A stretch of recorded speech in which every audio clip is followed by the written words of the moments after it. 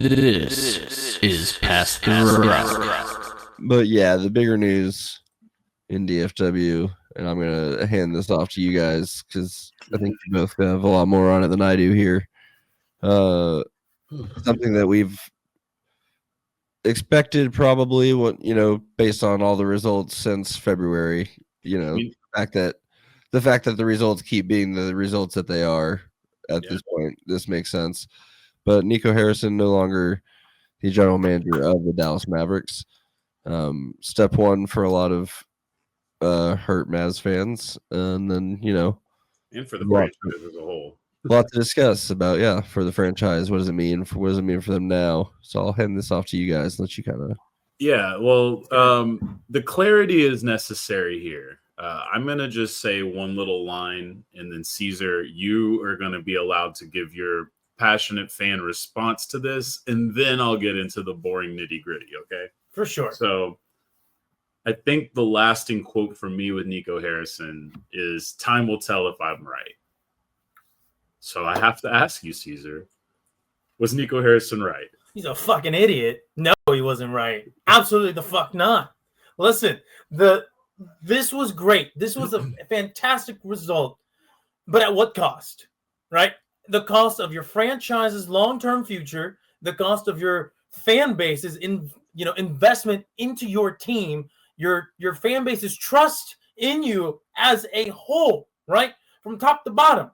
You have a ton of hurt Mavs fans, myself included, who, let's face it, at this point, we might have just passing casual interest. Like, are they doing good? No.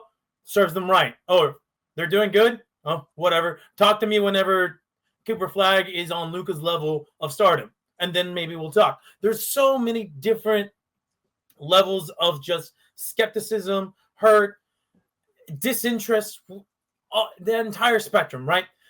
But here is the first real step in getting people back, right? Now, the next couple of steps may be far more out of reach, but for now, the guy who traded away your franchise star, Luka Doncic, who took the torch from Dirk himself.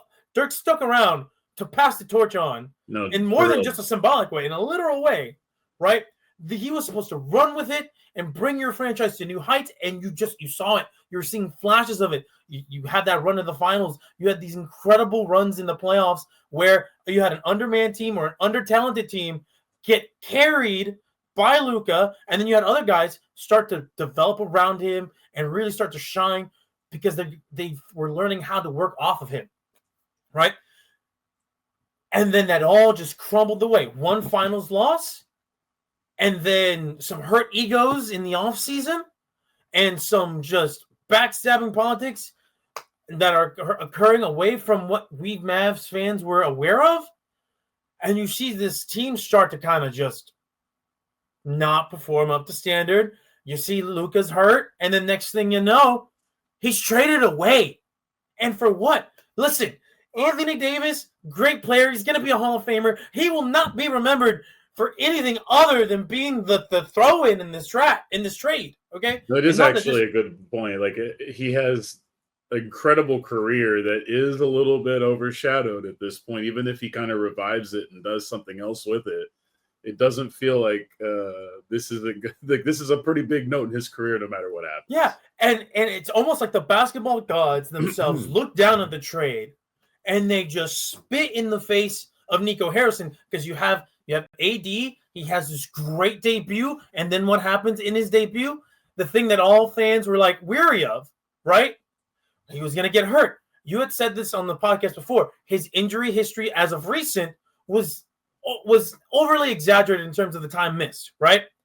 But what happens, right? That reputation that had preceded him in his past followed him into his debut in just a weird snake-bitten way. And I'll get into it when I get into the nitty-gritty crap, but it does feel like Anthony Davis playing in the games he was playing in with some of the injuries he has. Also, we learned more about those specific things about recent injury and potentially can assume a lot about Rob Pelinka and Nico Harrison's conversation in regards to Anthony Davis, who had technically already been a bit injured with the last couple of weeks of his Lakers tenure, if we all remember correctly. So that is an important part that feels a little more illuminated now with the facts. Yeah, but just talking about it from the perspective at that time, right? What we knew at that time, right? You're like, great, we got this guy who is a top 10 NBA player. At least we got that. He has an injury history. It may not have been recent, right? But he has it. It's attached to him. He can't shake that off. He's a big man. He's a 7-footer over 30. That's and what happens? He gets hurt in his debut, and now the fans are like, now what? Now what are we supposed to do, right? And so you're looking at this, and then, Luka didn't exactly take off immediately with the Lakers either, but you knew what he'd been capable of and what he could do and all this other thing, all the other things that he definitely was. I mean, there is still a large role that Luka understands that he played in this. It's just for sure. Unfortunate that another franchise reaps the benefits of that. Yeah, and now back into the thick of things, right? You as a Mavs fan are just staring blankly into the wall because you're like, how could this fucking happen? How could your superstar get traded? And how could you get so little in return? Because if this was a 1-for-1, right? Anthony Davis, same age as Luka, you could argue that all day that's a reasonable trade because they both bring different things to the table. But the age gap and the injury history was too great to ignore. So you're like, all right, well then what are we getting for future picks? Nothing? We're getting nothing to establish ourselves in the future? Got one. So, yeah, okay. You got one. Yeah, but in that trade package, let's be real. They weren't allowed to, if they would have had, there was a stipulation to get two that was also really funny. In like, I think it was, I can't remember. There was some way that he could have actually got the second pick.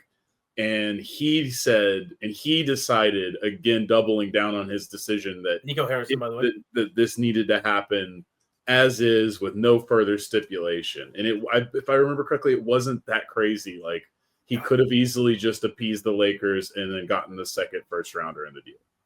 Could have, and he didn't. He folded under zero pressure. There was no pressure to trade Luka at all, right? From anybody. If you had even thrown that out, and he had just thrown that out in passing on a mic, do you know how the city would have reacted just on the backlash? And then we saw how they reacted, right? The moment he got traded, and ever since he's been a fucking moment. And since then, the story is of course it hasn't stopped. No, it hasn't stopped, and that's been the thing that I've loved most about the fan base is that. They may not be showing out to the games, but they're showing out to let Nico Harrison know just what they think, know what the organization know. Hey, fuck this guy. The longer this guy stays around, the longer we are not going to buy into this team, both from the sense of I'm going to watch, I'm going to go to the games, and also buy merchandise. How else are you going to keep your gates going? Yeah, no, the money part of this is fair. It's not something I really got into in some of my notes, so that's a good point to add on. Like it's the only thing that really moves these owners, man. He fucked up the money. Laker, look at the Luka Laker jersey sales right now, and that's got to be. I bet it's insane. That was always gonna happen, though. Nico Harrison has like that one was. You're going to like he's it's a Lakers man. Of course, that jersey's gonna go #1 platinum. But. Yeah. But yes, obviously, Luka continuing to play for the franchise would have done like it would have been like Michael Jordan potentially with Bulls, where they've been able to cash in on Michael Jordan forever. It allows you to bridge that gap to the Lakers a little bit. Yeah. I mean, that was one positive thing that I thought Nico Harrison had going for him was enough perspective of basketball to actually build the Mavericks into something that could exist beyond one good player. It is funny because he did like he had. He was doing it. He was doing it. It was actually there. Hey, that's the craziest part. Okay, let me get into this. The funny part is that it might still kind of happen in some ways. Time might still prove him right. I don't think so. No. Look, I don't know what the future of Anthony Davis and Kyrie Irving are, but there's certainly a lot of doubt to how quickly you can trade both of them. Well, listen, let me get into this because I got to get this out of my head or it's going to bug me. So let's get into this, right? Nico Harrison. I was telling my friends, some friends who were very, very casually passing by on like the Mavs situation. They're like, why did the Mavs hire Nico Harrison? And I was like, do you want me to speak as a hater? Do you want me to speak with some reason? They're like, both. All right, as a hater, right? Mark Cuban's a dumb motherfucker who thought he's the smartest man in the room always, and it always bit him in the ass. He never learned his lesson, right? He hires Nico Harrison from Nike. Why? He wants to leverage Nico Harrison's connections at Nike, his entire time with Nike basketball, to attract free agents, to get his feet on the ground in the Nike collegiate circuits, right? So you can build your organization around this one man and all of his networking, his connections, and let him be surrounded by also people who are very, very in tune with the game of basketball from a way that he may not necessarily be. So what happens then? To be fair, you are kind of describing a very ideal candidate in an ideal situation. Yes. So let me get into it. I think the important part is Mr. Nico Harrison as a human being. Yes. So, and I'm getting to that. I'm getting to that. All right. So you could see the logic there. That's me giving like the logic right there, right? But then, right, it's the person. He had such a fragile ego, and he had so many small but very noticeable red flags in his time as Nike that you're like, are we sure we can trust this guy? Are we sure we can trust him? The idea that losing Steph Curry is a small red flag. Well, no, for what a GM is supposed to do, and comparing that to like a guy who's just in charge of getting athletes on the brand, it's not nothing, but it's not something that should be blown out of proportion. Because there was no precursor to Nico Harrison being hired. Like, he basically was hired, and that was really the first any of us ever thought of Nico Harrison becoming anything. That it really did come as a surprise, because most of us would not have, like, even people like me who knew the Steph Curry Nike story, and I wouldn't have known which specific Nike employee had fucked that up. Or it only worked when Mark was there to make sure he was still playing part-time GM. Yeah, maybe. Yeah, and we're getting to that, right? We're gonna cross into that bridge. All right. So this is where we're starting with Nico Harrison and the thought process behind why you get Nico Harrison in the building, and the dividends start to pay off pretty quickly, right? You start building a team around Luka, around his strengths. You get him a running mate in Kyrie Irving. And so you're like, you got your 1-2 punch, right? It's unfortunate that they botched the negotiations in free agency. So, beforehand with Donnie Nelson, not with Kyrie Irving, but with free agents in general. So you come in and you're like, Nico, you know these guys. You can get these guys into the building. And if not, you can leverage your relationships to get them to be interested in coming to the team. So, you have the thing that goes down with Brunson. That's its own story. That's also going to be like a black eye in the Nico Harrison saga. But you get Kyrie Irving, a motivated Kyrie Irving, who is paying dividends next to Luka, right? Then you build the team around him with the wings, with the forwards who are running to the rim. Luka is absolutely going crazy, being able to make plays and then create space for himself, because of the attention that he draws, and then that attention then in turn leads to him making plays for others, and then the defense has to pick their poison, and you're seeing Luka operate at high levels. And then Nico Harrison shoots himself in the foot and then spits in the face of the franchise and all the fans. He starts immediately cutting off all of these lifelines that Luka has on the court, eventually to a point where he goes out, now that Mark Cuban's not around, to just be like, yeah, no, what the fuck are you thinking? Are you an idiot? Why would we do this? No, he goes to the Adelsons now, which, by the way, again, Mark Cuban plays no small role in all of this because of his sell, but we'll get into that another time. Goes to the Adelsons, who don't know shit about basketball, don't give a damn about anything other than opening up an arena and a casino and just having a team there and just like, all right, where's the money? Where are the people? No, they don't give a shit. They're like, yeah, go ahead, go for it. No, we'll handle whatever backlash. How bad could it be? They saw how bad it is. We know that he got fired, right? Eventually he got fired. But you look at this and you're like, this isn't what we wanted. Why did you do this to the team, to Luka, to yourself? Are you just a spineless, dumb, smooth-brained idiot? Yes, you are, apparently. Now, I get that there is some sort of logic behind these moves, but we don't want to hear it. We as fans have absolutely no care because you took away what was supposed to be our next Dirk. And the way that it was looking, he was looking to be way better than Dirk ever was, just from the quality of play that he brought, right? You compare them at each stage of their career, Luka felt like he was the superior player. Now, granted, Dirk might have been an all-around better player, and he meant more to the franchise because he brought the franchise their first title, and that will never be taken away from him, especially now that Luka's gone, right? But you're looking at the makings of your next superstar, your next generation-defining player, and he's gone now, and you're not going to get him back, right? You're not going to get him back. So what do you have now? What do you have now? You have Cooper Flagg, all right, talented individual, not the same type of player. Bethke, you've already gone into what type of player he is and could be, both on the high end and on the low end. And then you look at the rest of the team, you're like, they're not built around him.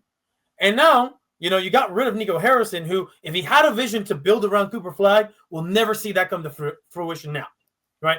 And matter of fact, I don't think anybody wants to see that come to fruition now.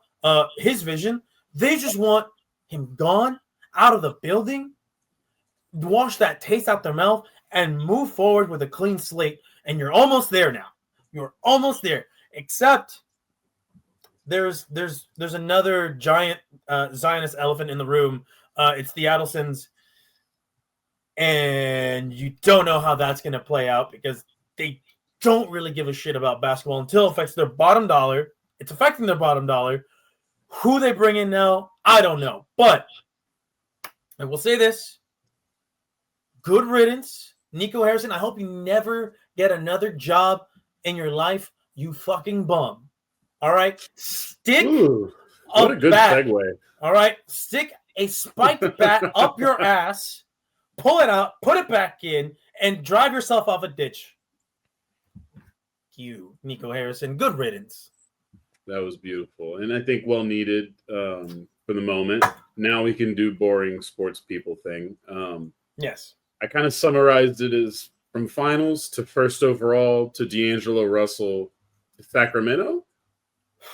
We already have a report that they might be interested in Nico Harrison as they're announcing a full rebuild, soft rebuild. I don't feel like I'm in tune enough. When are the Kings ever not in a rebuild? Yeah, I mean, that's fair. But this is a rebuild of a team that was already sort of being deconstructed, but Sabonis is still there, so you can technically call it a rebuild.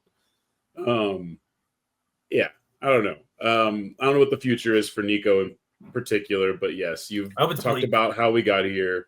It was a lot of this is Nico versus Luka, his people, and then one thing that I think you mentioned a little bit, but maybe we don't have enough time to really get into detail, and it would be so hard to look up all the stuff that happened, but there's also like a removal of Luka's era as a Maverick that almost instantly happened with the franchise. That was absolutely crazy. And it was like in all their socials, it was in the post. There was even like displays changed in the arena. Yeah. And again, you talked about it. I mean, Dirk is the franchise player forever and ever. Amen now, especially. But obviously Cooper has a long career, hopefully, and all in Dallas. Luka's likely still going to be the best player to ever play for the Mavericks. Sonic soon. I mean, it's tough. Yeah, because now there's added pressure on Cooper Flagg. Maybe not from the organization itself, right? But you have this I don't want to say unspoken fan pressure because I'm pretty sure there's been some vocal fans. They're like, the ball's now in your court. This franchise is yours, right? And now it's your turn to succeed Dirk in that era because Luka will never get a chance. I think people have no problem separating Cooper Flagg from Nico Harrison and what happened before. No, absolutely. It's not his fault. The beauty of this is that they figured out that now is the best time to start this journey. Yeah.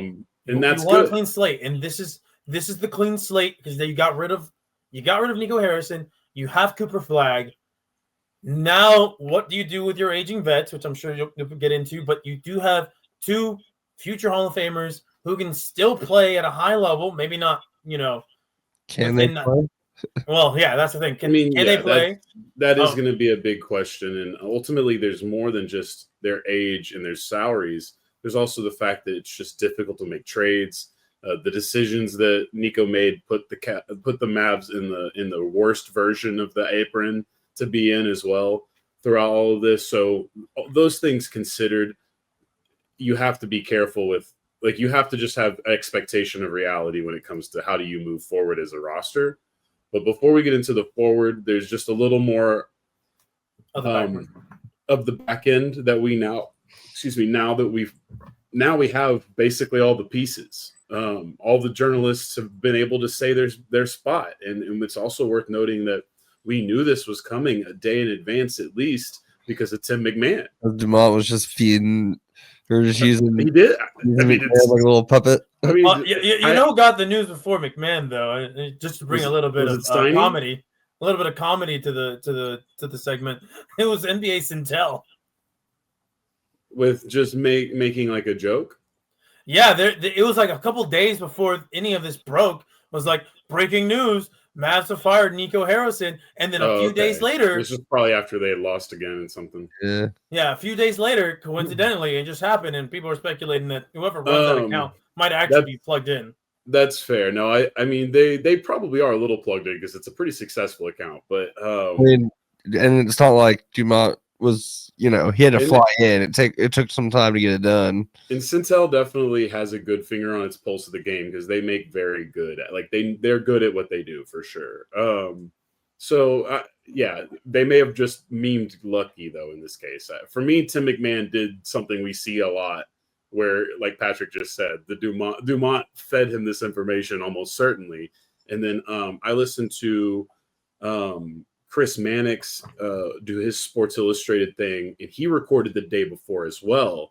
And he also, following up on McMahon, had some extra stuff all before we ever officially got the word. So this was definitely not a secret. And then news cooked when they were like, and we hear he's bringing a special staircase to his seat to escape. It's gone tonight, by the way. I was hoping someone's going to bring it up eventually, and it is gone. So here's a couple of notable things we've learned since Nico's firing. That was all before. Jake Fisher, notable NBA writer and newsbreaker. Forget where Jake works now, but he's in the sphere somewhere. A lot of the team had been reporting, and this actually seems like what got Dumont to actually move quickly, that the team was actually getting very tired of the Fire Nico chants. Like, they were more excited to play road games than home games this season so far. I would think so. This has been confirmed by the fact that PJ Washington just an hour ago or so literally said, "Thank God we're excited to play tonight so they won't be chanting during the free throws." Yeah, until they start to sell the team chants. Yeah, I mean, there is still the absence of this that can't really be fixed too much, but we're just on the Nico still. Jason Gallagher, who's worked very closely in DFW, is a lifelong Mavs fan and is a big part of multiple big collaborations with JJ Redick. Now he does the Mind the Podcast thing. He said that he's never been around someone in the NBA or in sports with more disdain towards fans than Nico Harrison. I thought that was notable, and it felt like it showed in a lot of Nico's decisions and actions, the way he handled his business. It really felt like he had a lot of disdain for people in general. I mean, shit. Really, Luka's just a fat, goofy kid. He's not even like a fuckboy. He just likes to play video games, and he's just kind of mildly autistic. I get that he was being I get that he was a brat on the court and he wasn't in shape, but man, even to take it, even to go as far as have the personal vendetta against Luka, it just really shows you how much of a prick Nico Harrison is. Yeah. Tim Cato unloaded the clip. We got multiple things from Tim Cato's piece. He allegedly offered 2 firsts for Kyle Kuzma. That's pretty funny. Don't know how that one didn't get across. Reports that other executives said that he was hard to get a hold of. Not not particularly good for that job. He said that, and he also showed examples that Jason Kidd had been more or less operating on his own volition and not with the decisions Nico Harrison has made, as in starting D'Angelo Russell instead of Cooper Flagg, or starting Cooper Flagg instead of D'Angelo Russell, or not playing Caleb Martin, even though that seemed to be the big move that that Nico went in on, as well as the Luka trade during the deadline, right? And then finally, Tim Cato called it the speed run to getting fired, which is definitely how it feels, being the fact that it's not even a calendar year since Luka Doncic was traded away. 9 whole months. Then the most damning thing that we've gotten here, and this has mostly been Mark Stein reporting this stuff, I believe, but Patrick Dumont in recent weeks took it upon himself to start pulling away from Nico's power. And what I meant earlier is when the Lakers traded Anthony Davis, he 100% was going through some sort of body injury that probably just needed more rest. But because the Luka trade was such a chaotic thing, it feels very likely that Nico Harrison forced Anthony Davis more, coerced or put the pressure on Anthony Davis to play sooner than he should have, which led to an injury in the fourth quarter of a game that he exhausted himself during, right? This probably doesn't need to happen if the emotions aren't so high for what had happened, okay? That one is what it is. But what we learn later on is that this last injury that Anthony Davis had to start this season, now, if you want to criticize Anthony Davis, all that stuff, we're not going to get into it today. We've got plenty of time for that. He gets injured again to start this season. He originally is listed day-to-day, even though they're talking about Achilles injuries here. We're talking about soreness to a potential Achilles injury risk. And they're talking about day-to-day. That's insane to me. And I think that is the first thing that alerted Patrick Dumont to actually act in this capacity, because it would become clear that Nico Harrison was only doing things to save his job and was only acting in Nico Harrison's best interest, which obviously, as a result of the Luka trade and everything on, has not benefited the Mavericks necessarily, although they do still have Cooper Flagg to look forward to. And I mean, your coach is still a competent one. You still have a lot of things here that can move forward. It's just the gutting of the franchise's best player, the way it was done, the manner this guy went about it. It just was all so bad that this is going to take a while. Yeah, and we should also take into consideration Nico bringing in his own people as also, and I mean his own medical staff. There was a FBI agent hired that was a part of in charge of terrorists that they hired onto the HR team, or PR team rather. Which is wild. During this tenure of the Adelsons. That's just a fun little part that came out of this as well. Not necessarily relevant, but funny to me. But yeah, and another thing, and this is another thing that should have alerted us as well. Let's not forget that Nico Harrison fired the Mavericks' longtime medical guy when he was, going and taking care of his ailing mother, or I think his mother had just passed at that time. One of the employees was fired. Casey Smith. Yeah, I believe it was Casey Smith. Longtime Mavs head trainer. 20 year, right? Yes, very, very long term, and then immediately went on to be named Trainer of the Year or whatever for the Knicks. Yes. I think now he might work for Dirk. No, he's the Knicks head Okay, trainer. someone else they fired that works for Dirk now. Okay. I believe it. But that's another thing. It's like, all right, this guy's clearly not a people person, that has no self-awareness, probably lacks any sort of empathy, right? And you look at it now and you're like, all right, so how the hell did this guy have any connections or relationships in Nike if he's such a bad people person, which is more confounding. Fucking check mark, and the check itself helped a lot of people on. I guess so, man. Either way, it just becomes more astounding his entire existence with the Mavs the more you look into all the negatives and everything that he's done, and then you compare it with some of the good stuff, because there was some good in there, and you're like, he began to build a decent team around Luka for sure, and then pissed it all away.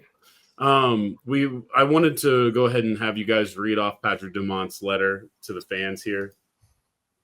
I really fucked up listening to that guy. Oh, yeah, I don't know, man. If you want to say that the Dumonts have this plan to move the team, maybe, but this really felt like it was a goodwill gesture to being like, hey, we're not like we actually just are stupid and fucked up. Well, I mean, they made it to where they don't have to sign the big contract, and they can say, "Hey, this wasn't on us." That's fine if you want to look at it from that perspective. That's fine too. But either way, they're probably also starting to realize with just what the political climate is in Texas in regards to gambling and opening casinos, and the NBA is like, yeah, expansion's probably not happening, and we're definitely not going to let you move this team to a smaller market. You're kind of in a situation where like it's time to start making yourself look really good in the eyes of the fans, and this is your or at least step. Try to get the value of the team up so you can sell it off. That too. And it's definitely possible. We'll see. The future for the ownership, I don't necessarily think is that. I mean, things can change quickly, but I think for now, it is what it is. The Adelsons made a poor decision at this point with Nico Harrison. They have moved on from it. They are lucky to have Cooper Flagg moving forward. Now, as for the rest of the team, we'll see. As far as who's going to be in charge of basketball ops, that would probably be the first thing you want to know. Michael Finley and a man named Matt Riccardi, who is a Plano resident or Plano native, who is promoted into this co-interim position for now. Dennis Lindsay's name is already being thrown out quite a bit. Dennis Lindsay worked with the team for a little bit, either a couple years ago. I forget. It hasn't been that long. Recently went over to Detroit to be the second in command there. His family is still in Dallas. And from what we're seeing from Mark Stein, Mark Cuban is gunning for him to go ahead and be the GM at some point. And it does also seem like Mark Cuban is back in a way that he had not been previously. Which could prove also be a mistake. Well, I mean, at this point, I do think you probably just need to double down on like getting some Mavs culture in there and like get back to my sweet little baby Cooper as quickly as possible. And I'm glad they are because, look, I know you're excited. You want to – there's a 2 timelines thing, right? The 2 timelines is a real thing. And now 1 timeline has been eliminated more or less. But the reality is Anthony Davis, there's a couple issues getting in the way. The money, the age, and then finally the destination. Well, and you might have to add a pick to get rid of Anthony Davis, which is a problem because disagree with that. I disagree with that. I think that is taking the value of Anthony Davis too far into the negative because there are teams like Chicago, where Anthony Davis is from, that have enough expiring salary where it's basically a whatever free agent acquisition. And then like Sacramento as well, where it's like, okay, if you guys just want to remix this and keep selling tickets, like here's Anthony Davis. And then like, you don't have to give up anything. Basically, you just give us like some interesting players that we like, maybe a couple seconds, maybe a late first, something like that. And like, we call it a deal. That's what most likely happens. There's the Warriors who feel like maybe they could be desperate enough, but they would have to give up Draymond Green almost certainly. And there's almost an argument to the Dallas side with whether you would want to bring Draymond in, because the only guy from the 2 timelines era that I'm sure is out the door as soon as possible is Klay Thompson, because he took less money to come here to play with a different guy to not be on the bench. And now the guy's not here. Huh? He just got a house, didn't he? I mean, it doesn't mean anything. He's rich as hell. If him and Megan are serious, then at least he's got a house in Texas, because I just think for Klay, I think he's most likely going to go ahead and be like, can you guys send me somewhere for, if you're doing this, if we're not waiting, if you're really not going to wait out Anthony Davis and Kyrie Irving. San Antonio's not too far away. I would think it would also be smart for them to do a good faith gesture with Klay Thompson. The only team that would need to pay more if they were to trade him to them, it'd be the Lakers. Like, go ahead, and the Lakers got to throw an extra second or like Bronny or something. We're gonna need Austin Reeves actually for Klay Thompson. You're gonna have to make the Lakers overpay a little bit, I think. But and then Kyrie, obviously, there's so many concerns about when he'll play and then how long he'll play, and so it's just not. I think that the two timelines still actually does exist, even though Nico Harrison's gone. Because I think that if you ask me right now, who does Anthony Davis hold the most value for? It's the Mavericks, unfortunately, because they're already in this holding pattern. I think once we get into the offseason, then things become way more open. And the hope, I would think, is that the Mavericks probably, if you're a Mavs fan, you're probably thinking, at best, this team is a play-in team that doesn't make it actually into the playoffs. And then we get to, we get to have fun. We get to feel like we got to watch a competitive team, but then ultimately we get to still draft in the lottery and we get to move forward with the Cooper Flag era. And then you get an off season that you can make easier decisions. Other teams have more flexible roster spots and money. So I think the patient game is unfortunately what they're going to have to do. I also think naturally having Anthony Davis is going to be good for Cooper Flag, but getting a point guard quickly would be good. So if you're going to move Klay Thompson, maybe hopefully someone's got an extra point guard. And I do feel like we have a surplus of point guards in the NBA, which makes it even worse that Nico Harrison came into this season with just D'Angelo Russell. But here we are, and there he goes. And all I know is the ride ain't stopping here, boys. That's disgusting. I hate you for that. I just wanted to be known. I knew that Luka Doncic was going to be a great player when people were watching Mo Bamba highlights that year in the draft. And then he got here, and I went to the first preseason game, and I've got 2 jerseys already. I'm still going to be following the journey, obviously, as the NBA guy. And this was at the airport on the way home from the last trip to LA, and I was just like, that would be fucking hilarious. So I did it. What does it say? Oh, it's the accents. It's literally just it's Mitchell and Ness though. No, it looks nice. I don't know what I thought the accents were, but yeah, look, a lot could be said about the whole Nico Mavs thing. It's interesting. It's sad, but now at least one of the pages has turned. Yeah. So we'll have an opportunity to learn something new about how they plan to run that organization. It's going to be interesting following what the direction they take is, right? Because like you said, like basically everything that I heard you say, Bethke, in regards to what a trade of Anthony Davis would look like, that looks not enticing at all, because it's like, salary dump contract players. We're looking at we traded Luka. We traded Luka for we traded Luka for nothing. Right? That would literally be trading Luka for nothing if you got nothing for Anthony Davis, which it sounds like it might be the case. You just kind of have Kyrie Irving. Like it's just a really awkward roster building. The only guy who can actually go quickly is Klay. And like some of the other role players, but obviously that's not as important. And again, the most confusing thing about the trade is Nico made all these moves to build a team around Luka, and then was like, "What if I took him out?" and then put somebody. Well, the thing is again, the logic that he was trying to get to can't even be realized because the injuries to the 2 players don't allow it to. Right? That's why they get Cooper Flag. So it's just this really funny situation. I'm glad for Mavs fans that it's over. This is Past the Rock.